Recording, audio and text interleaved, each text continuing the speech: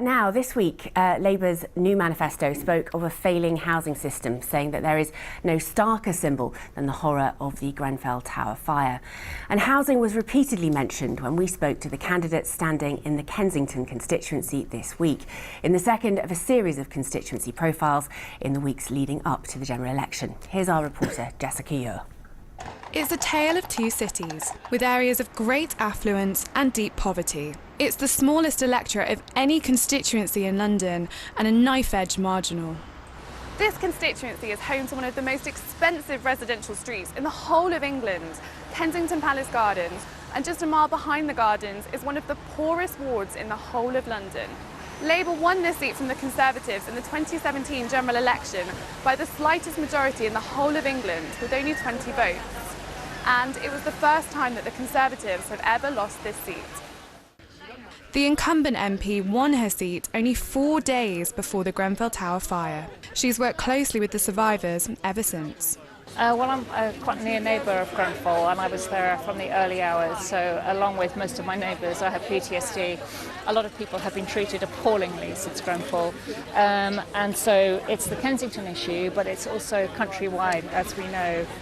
Housing is the biggest issue. The most depressing one really is disrepair, and that's council and housing associations as well as private tenants. And some of the housing I've been to visit is Dickensian. It's disgraceful and it makes people ill. A food bank helping residents most in need in Kensington cited the same issues with housing. Most people in the borough who are in anything remotely resembling social housing have problems with their housing. They probably have to pay more for electricity and gas because it's cold and it's damp. They're spending money which, if they didn't have to spend it on that, they would be able to buy food. Housing was also an issue for the Conservative candidate. We clearly do need more housing in Kensington.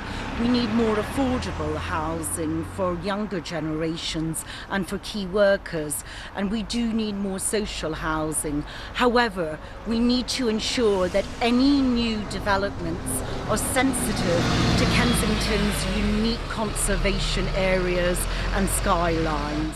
We're horrified by Corbyn. Yes, I don't know what to do. Anyway, he's not going to win. He's not going to win. But nor you. I am going to. Challenging the main parties are the Lib Dems, who claim to be the real voice for Remain in Kensington. This is a 70% Remain constituency. The Conservative candidate is a hard Brexiteer. The Labour candidate, no matter what they say, Jeremy Corbyn, is also a Brexiteer. I am the one that represents the interest of this constituency. And there to collect votes from Leave supporters in the area are the Brexit Party. Well, there are the ardent Remainers, and it's almost not, you really can't change their mind. And then there's a lot of Brexiteers, and there's some who actually are for Brexit, but because they've had a lot of vitriol and they're almost scared to say it, which I think is terribly sad.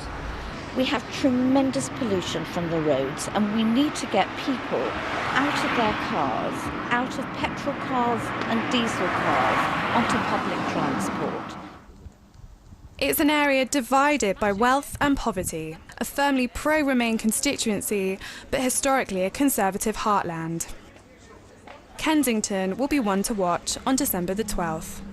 That's Jessica Ure reporting, and you can find a list of all the candidates standing in Kensington on the BBC website. The address is on your screen now.